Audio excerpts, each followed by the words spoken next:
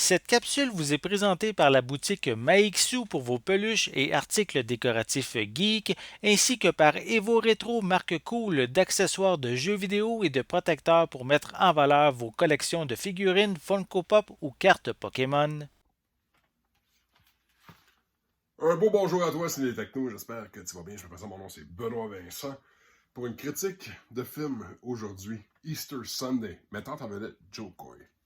Format Blu-ray, DVD, code digital, bien entendu. Voici pourquoi j'ai sauté sur l'opportunité. Parce qu'en vérité, le film, le film est bien. Le film est très bien. Je pars en disant ça, le film est très très bien. Une histoire un peu tricotée, simple, mais je te dirais que ça vaut la peine parce que ça nous offre finalement la porte d'entrée dans la famille de Joe Coy.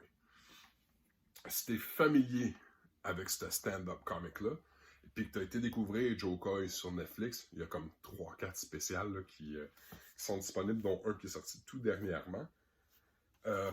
Ça va être une bête du cinéma. La vérité, c'est qu'il est drôle, il est punchy, il est relatable, c'est facile d'avoir de la compassion pour lui, très d'actualité en plus de ça. Honnêtement, il est juste drôle. Depuis ses spectacles, on a souvent le droit aussi au personnage de la mère. J'essaierai pas d'imiter l'accent philippinois, mais sa mère, c'est un personnage crucial en réalité au succès de Joe Coy. Puis finalement, on a le droit au personnage. Parce que la famille de... Comment il l'appelle? Le personnage, il l'appelle Valentino. Excuse-moi, je vais essayer de trouver le nom du personnage. Le nom du personnage, en vérité, reflète réellement la vie de Joe Coy. C'est pour ça que c'est tellement cool. Il me semble que c'est Joe Valentino, le nom du personnage. Quand je vais lire le synopsis, tout va s'expliquer. L'acteur Joe Valencia reçoit un appel de sa mère qui l'invite à la maison pour le dimanche de Pâques. Le film, c'est un jour. Au départ, Joe hésite à accepter l'offre, mais puisqu'il est occupé à préparer des auditions, il décide finalement de faire le voyage avec son fils Junior, avec qui il n'a pas une bonne relation. Dès son arrivée, il retrouve sa mère en train de se quereller avec sa tante Teresa, qui est Tia Carrera, elle, et son cousin Eugene, qui est hilarant. Puis, une policière qui se retrouve à être son ex-petite amie l'arrête. Joe n'a que quelques jours pour réparer les pots cassés et réaliser son excentrique famille américano-philippine. Très bon, très drôle. Qui c'est qui a réalisé ça? Ah ouais, il y a une espèce de nom, je ne veux pas le maganer.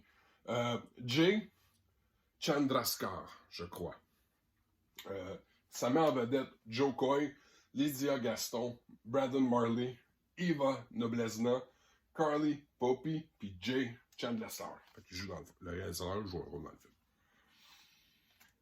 Beaucoup de plaisir. Déjà disponible depuis le 11 octobre 2022. C'est distribué par Universal. Émission en passant, c'est du 1080p, haute définition. Piste sonore anglais pour du W HD. Il y a du français, il y a de l'espagnol. Des sous-titres anglais, français, espagnol aussi. Il est PG-13 parce qu'en réalité, il y a quelques références qui peuvent être un peu élevées pour certains parents.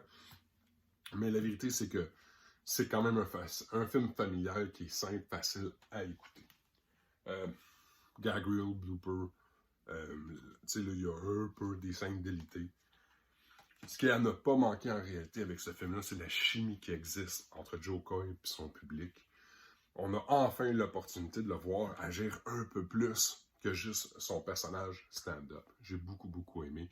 Ma fille a beaucoup aimé, puis ma copine, elle a aimé ça, mais comme je te disais au tout début, c'est une histoire qui est un peu simple. C'est tricoté assez léger. Ça, c'est une journée. Fait que, honnêtement, je trouve que ça n'a pas manqué. Fait que sur ça, Ciné Techno, je te dis bye. Bon visionnement.